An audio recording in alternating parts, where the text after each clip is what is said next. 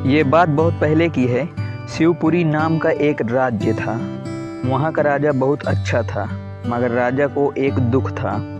वह यह कि उसके कोई भी संतान नहीं थी और वह चाहता था कि अब वह राज्य के अंदर किसी योग्य बच्चे को गोद ले, ताकि वह उसका उत्तराधिकारी बन सके और राज्य को संभाल सके।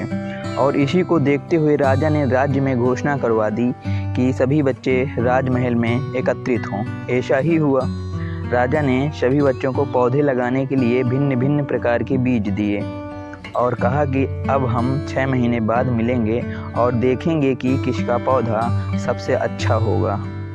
महीना बीत जाने के बाद एक बच्चा ऐसा था जिसके गमले में वह बीज अभी तक नहीं फूटा था, लेकिन वह रोज़ उसकी देखभाल करता था और रोज़ पौधे को पानी देता था। देखते ही देखते 1 महीना बीत गया। बच्चा परेशान हो गया। तभी उसकी माँ ने कहा कि बेटा धैर्य रखो, कुछ बीजों को फलने में ज़्यादा वक्त लगता है। और वह पौधे को सींचता रहा। 6 महीने हो गए। राजा के पास जाने का समय आ चुका था, लेकिन वह डरा हुआ था कि सभी बच्चों के गमले में तो पौधे होंगे और उसका गमला खाली होगा। लेकिन वह बच्चा ईमानदार था और सारे बच्चे राजमहल में आ चुके थे। कुछ बच्चे जोश से भरे हुए थे क्योंकि उनके अंदर राज्य का उत्तराधिकारी बनने की प्रबल लालसा थी। अब राजा ने आदेश दिया, सभी बच्चे अपने अपने गमले दिखाने लगे, मगर एक बच्चा सहमा हुआ था क्योंकि उसका गमला खाली था। तभी राजा की नज़रें उस गमले पर गई। उसने पूछा, तुम्हारा गमला तो खाली है? तो उसने कहा, लेकिन मैंने इस गमले की 6 महीने तक देखभाल की है।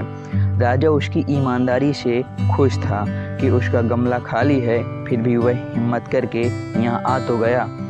सभी बच्चों के गमले देखने के बाद राजा ने उस बच्चे को सभी के सामने बुलाया। बच्चा सहम गया और राजा ने वह गमला सभी को दिखाया। सभी बच्चे ज़ोर से हंसने लगे उस पर। राजा ने कहा, शांत हो जाइए, इतने खुश मत होइए। आप सभी के पास जो पौधे हैं वो सब बंजर हैं। आप चाहें कितनी भी मेहनत कर लें, उनसे कुछ नहीं निकलेगा, लेकिन असली बीज यही है। राजा उसकी ईमानदारी से बेहद खुश हुआ और उस बच्चे को राज्य का उत्तराधिकारी बना दिया।